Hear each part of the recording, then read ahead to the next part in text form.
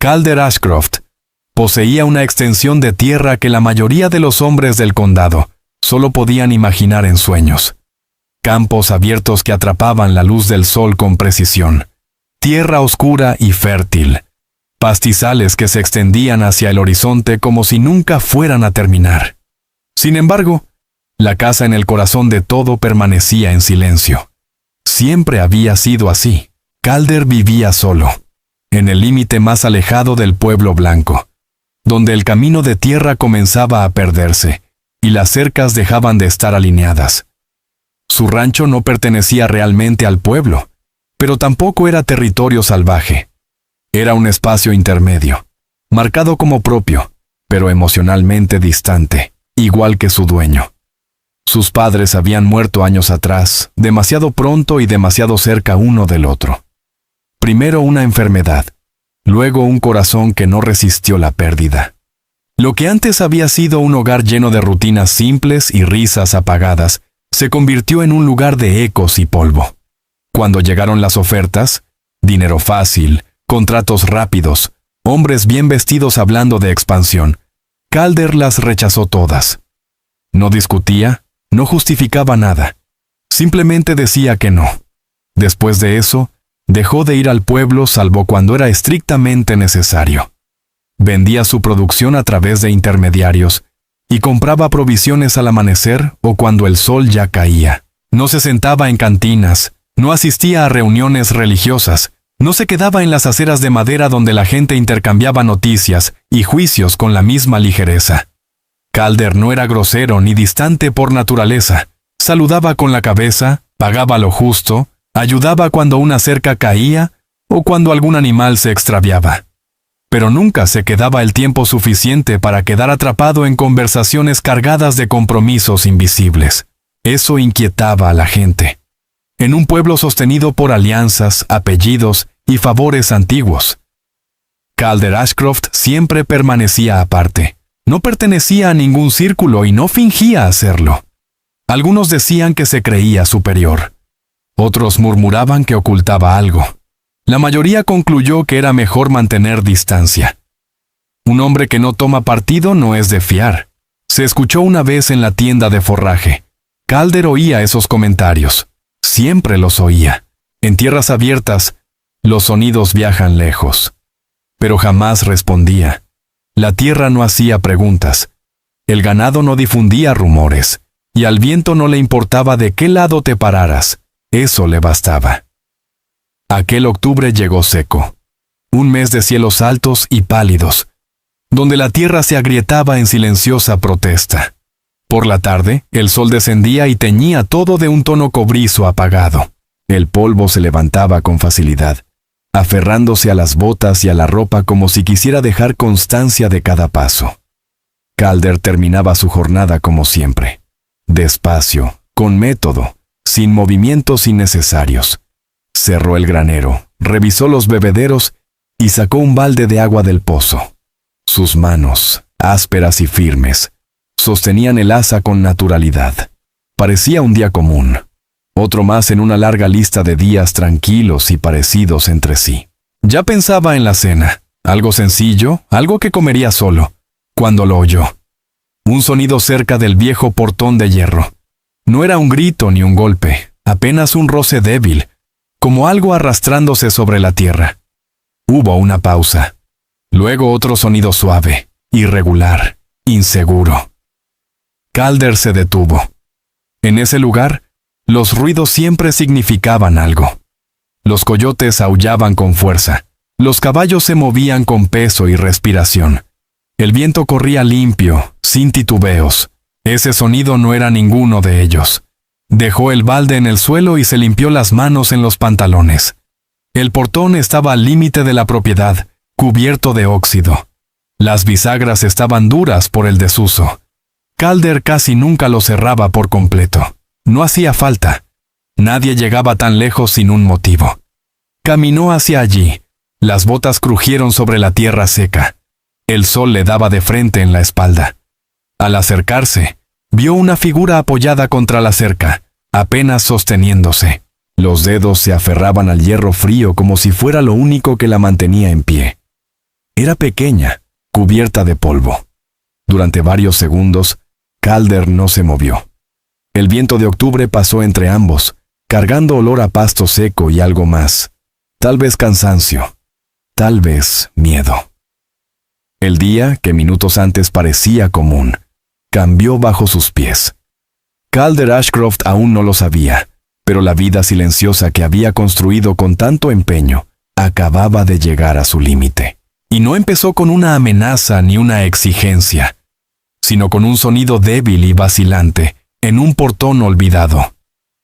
Ella se encontraba justo en la sombra del hierro, ya no del todo en el camino, pero tampoco aceptada por la tierra del rancho, como si incluso el suelo dudara en recibirla. Era apache.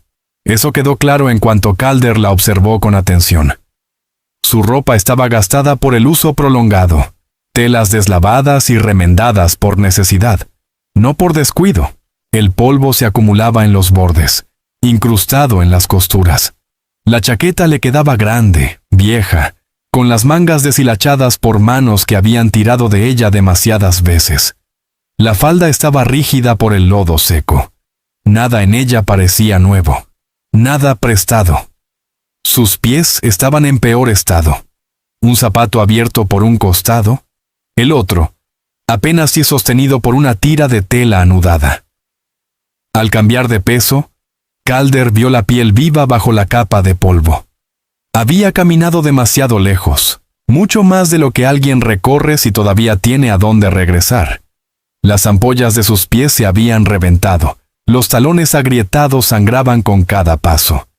Había caminado durante horas, quizá durante días. Distancias que nadie recorre, a menos que ya no exista ningún lugar donde detenerse, ningún refugio posible más adelante. Su rostro estaba tenso por el cansancio, los pómulos hundidos, los labios secos y pálidos.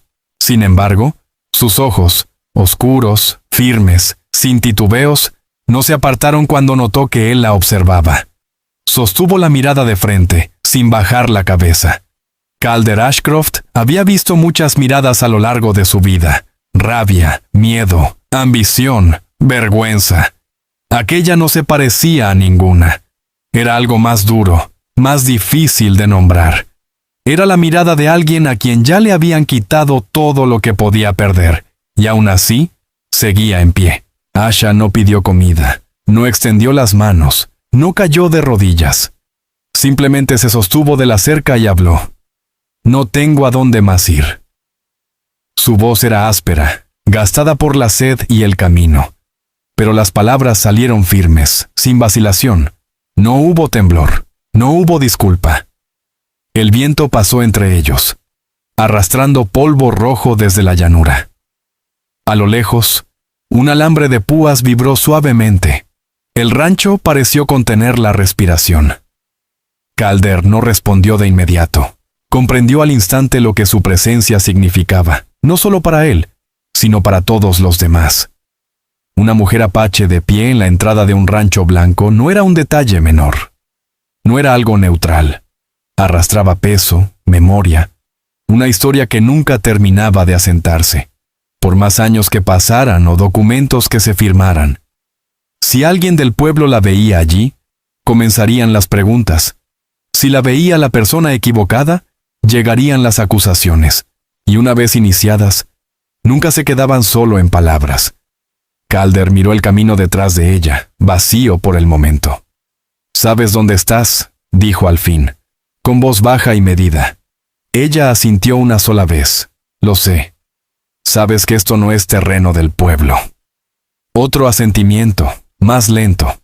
«No estoy pidiendo el pueblo», respondió. «Solo un lugar donde estar». Ahí estaba de nuevo. Esa negativa a suplicar. Esa insistencia en no ser tratada como un problema que debía resolverse. Calder sintió un nudo familiar en el pecho. No lo esperaba, pero lo reconoció. Era la misma presión que había sentido años atrás, de pie frente a las tumbas de sus padres, mientras los vecinos murmuraban a distancia. El mismo juicio silencioso que nunca se molestaba en buscar la verdad. La gente creía que las mujeres apache eran ruidosas cuando querían algo, peligrosas o manipuladoras. Asha no era nada de eso. Estaba agotada, sí, pero seguía siendo libre. Calder apoyó la mano sobre el portón de hierro. El metal estaba frío, áspero por el óxido. Ese portón llevaba allí más tiempo que él, más tiempo que sus padres, más tiempo del que el pueblo se molestaba en recordar. Abrirlo sería sencillo. Vivir con lo que vendría después, no. Podía echarla. Señalarle el camino de regreso. Decirse a sí mismo que no era su responsabilidad.